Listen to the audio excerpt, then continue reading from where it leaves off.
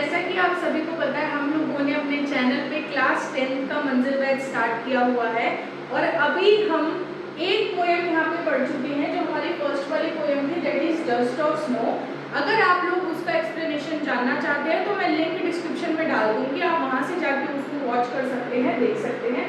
और आज हम रॉबर्ट फ्रॉस्ट की, जो आपके चैप्टर फर्स्ट है ना, उसके अंदर दो पोएम्स आती हैं, एक डस्ट ऑफ स्नो वो भी रॉबर्ट फ्रॉस्ट ने लिखी है और एक फायर एंड आइस ये भी रॉबर्ट फ्रॉस्ट ने ही लिखी है। तो ये दो पोएम हमें पढ़नी थी जिसमें से हम एक पढ़ चुके हैं और आज हम फायर एंड आइस पोएम को यहाँ पे पढ़ने वाले हैं। तो चलिए समझते हैं। सम से कुछ लोग कहते हैं, यहाँ पे ये जो भी लिखा है ना, ये सारा आप ये मान के चलो कि पोइट ऐसा कह रहे हैं। तो सम से the world will and in fire, कुछ लोग ऐसा कहते हैं, पॉइंट बता रहे हैं कि कुछ लोग ऐसा कहते हैं कि दुनिया का अंत ना फायर से होगा। फायर से कैसे हो सकता है? आग जलने से, जैसे फॉरेस्ट फायर लग गई या ग्लोबल वार्मिंग इतनी ज्यादा हो गई जिससे आग लग गई। तो मतलब वैसी चीजें कि वर्ल्ड का जो एंड है ना वो फायर से हो। और कुछ लोग कहते हैं कि वर्ल्ड का जो एंड है वो आइस से होगा। आइस से मतलब जमने से होगा, बर्फ से होगा, ठंडक पड़ने से होगा। मतलब कुछ लोग ऐसा मानते हैं कि एक टाइम आने पे इतनी ठंड हो जाएगी, इतनी ठंड हो जाएगी, इतना लो टेम्परेचर हो जाएगा कि लोगों का सर्वाइवल ही पॉसिबल नहीं हो पाएगा, लोग जो है वो मरने लग जाएंगे। From what I have tasted of desire, अब देखो यहाँ से सारी चीजें चेंज हो रही है। क्यों? अभी तक हम फायर को फायर कह रहे थे और आइस को बर्फ यानी कि आइस कह रहे थे, बट अब यहाँ पे सिंबॉलिक मीनिंग स्टार्ट हो जाएंगे। फायर का मतलब सिर्फ फायर नहीं है। यहाँ पे जो पॉइंट फायर का मतलब बताना चाह रहा है वो कुछ और है। फायर यहाँ पे डिनोट कर रहा है वो डिजायर्स के लिए।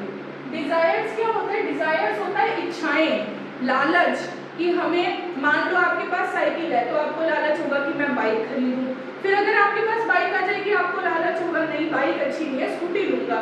स्कूटी आ जाएगी फिर आपके पास लालच होगा कि नहीं यार अब तो मुझे 4 व्हीलर चाहिए, कार चाहिए। कार आ जाएगी फिर लालच होगा, फिर डिजायर होगी कि और अच्छी कार चाहिए, फिर थार चाहिए, ये चाहिए, वो चाहिए। तो ये आपकी डिजायर्स, इच्छाएं खत्म ही नहीं हो रही हैं।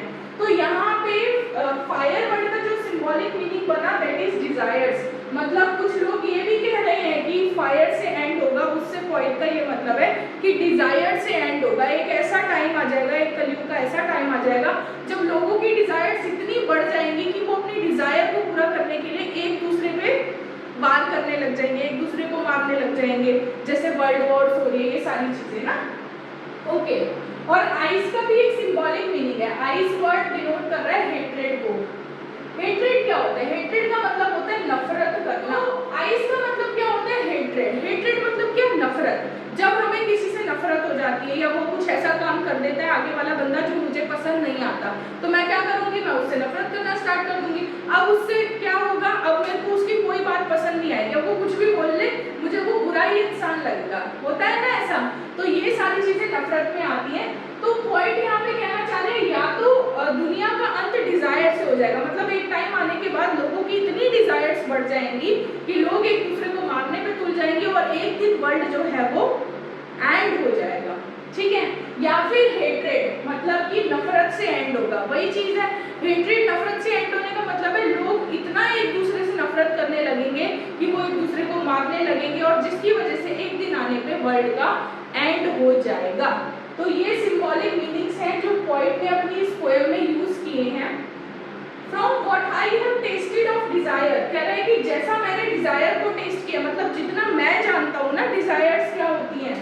I hold with those who favour fire, मैं उनका साथ दूंगा कि फायर से वर्ल्ड एंड हो रहा। मतलब पॉइंट कहना चाह रहे हैं कि अगर मेरे से कोई पूछे ना कि डिजायर से एंड हो रहा है या हेट्रेड से, मतलब कि फायर से एंड हो रहा है या आइस से, तो मैं फायर का साथ दूंगा कि डिजायर से एंड होगा। लेकिन फिर पॉइंट कहते हैं but if I had to perish twice, लेकिन अगर मेरे से कोई ये पूछे ना कि 2 बार अगर वर्ल्ड का एंड होता है तो कैसे होगा, तो पॉइंट कह रहा है कि मैं ये बोलना चाहूंगा कि पहला अंत होगा डिजायर से यानी कि फायर से, फिर दूसरा अंत होगा हेट्रेड से यानी कि आइस से। तो पॉइंट यहाँ पे ना आप ये कह लो कि गेम खेल रहा है आपके साथ, मतलब वो ये समझाने की कोशिश कर रहा है कि अगर 2 बार वर्ल्ड एंड होता है, रियलिटी बता रहा है वो दुनिया की क्या चल रही है इस समय पे, इस कलयुग में क्या रियलिटी चल रही है दुनिया की, वो बता रहा है। I think I know enough of hate, कह रहा है कि मैं हेट के बारे में ना बहुत अच्छे से जानता हूँ, चाहता है मुझे हेट के बारे में ना बताया जाए। To say that for destruction eyes, ये वो दूसरी वाली की बात कर रहा है। कह रहा है कि if I had to perish twice, अगर मेरे से दूसरी बार पूछा जाए तो मैं ये बोलूंगा, जितना मैं हेट के बारे में जानता हूँ मैं ये बोलूंगा कि दूसरी बार जो वर्ल्ड का एंड होगा वो हेट्रेड की वजह से होगा, हेट की वजह से होगा, आइस की वजह से होगा। क्योंकि आइस का सिंबॉलिक मीनिंग क्या है, हेट या हेट्रेड, और फायर का सिनोनिम मतलब दूसरा मीनिंग, सिंबॉलिक मीनिंग क्या है, desires. It also great and good suffice, suffice का मतलब क्या होता है, सफिस का मतलब होता है इनफ या सफिशिएंट। सफिस का मतलब क्या होता है, इनफ या फिर सफिशिएंट। कह रहा है इतना ही काफी होगा डिस्ट्रक्शन होने के लिए, मतलब दुनिया का खत्म होने के लिए, दुनिया का बर्बाद होने के लिए इतनी ही चीजें इनफ रहेंगी। तो समझ आ गई होगी सबको पोयम अच्छे से। बहुत छोटी सी पोयम थी रॉबर्ट फ्रॉस्ट की। हर पोयम जो भी आपकी बुक्स में दे रखी है, दो ही दे रखी है, डस्ट ऑफ स्नो और फायर एंड आइस, तो दोनों ही काफी छोटी पोयम है। डस्ट ऑफ स्नो भी आपकी 4 to 5 मिनट्स में आई थिंक एक्सप्लेनेशन खत्म हो गया था। तो अगर आप लोग कोई ऐसा चैनल ढूंढ रहे हैं जहाँ पे आप जल्दी से जल्दी एक्सप्लेनेशन को समझना चाहते हैं कम टाइम में, क्योंकि आजकल के बच्चे क्या करते हैं, पूरा वीडियो वॉच नहीं करते, लंबे लंबे वीडियो को देखने से डरते हैं, तो वो इस चैनल को सब्सक्राइब कर सकते हैं। क्योंकि इस चैनल में कम से कम समय में आपको बहुत सारी अच्छी अच्छी चीजें सिखाई जाती हैं, समझाई जाती हैं। अब आप सबसे एक बात कहनी है, वो बात ये है कि इंग्लिश का सिलेबस डिस्कशन अगर आप लोगों ने नहीं देखा है कि ग्रामर का क्या सिलेबस है, लिटरेचर का क्या है, राइटिंग स्किल क्या है, तो इंग्लिश के सिलेबस डिस्कशन की वीडियो मैं इसके डिस्क्रिप्शन बॉक्स में दे दूंगी, वहां पे जाके पहले सिलेबस चेकआउट करो। और अगर आप लोगों ने कर लिया है तो बाकी सब्जेक्ट का कर लो। एसएसटी के सिलेबस डिस्कशन की वीडियो ऑलरेडी अपलोडेड है, चैनल के ऊपर जाके आप चेकआउट कर सकते हो। हम एक अलग से प्लेलिस्ट बना देंगे क्लास 10 की, उसमें आप सारी चीजें इजीली देख पाओगे। दूसरी चीज, अश्वनी सर ने ऑलरेडी साइंस का कोर्स स्टार्ट कर रखा है चैनल के ऊपर, जिसमें अभी आई थिंक चैप्टर 1 खत्म होने वाला है। तो अगर अभी तक आप लोगों ने वो नहीं देखा है तो जाओ चेक करो, सर बहुत अच्छा पढ़ा रहे हैं।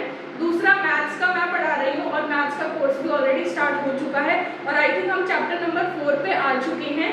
तो अगर वो भी आप लोग चेक करना चाहते हैं, वहाँ पे आपको एनसीईआरटी के सॉल्यूशन, एक एक सॉल्यूशन को डिटेल में बहुत अच्छे से समझाया हुआ है। तो अभी तक आप लोगों ने चेकआउट नहीं किया है तो जाओ उसको चेकआउट करो। इसके अलावा साइंस के नोट्स और इंग्लिश की जो समरी के नोट्स होंगे, प्लस में जो एसएसटी के नोट्स होंगे, वो सारे आपको प्रोवाइड कर दिए जाएंगे हमारे ब्लॉग पे। तो ब्लॉग का लिंक भी मैं बहुत जल्द आप लोगों को प्रोवाइड करूंगी। अभी के लिए आप सिर्फ चैनल को चेकआउट करो और पढ़ते रहो, आगे बढ़ते रहो। अब हम मिलेंगे अपने नेक्स्ट वीडियो में एक नए टॉपिक के साथ। बाय।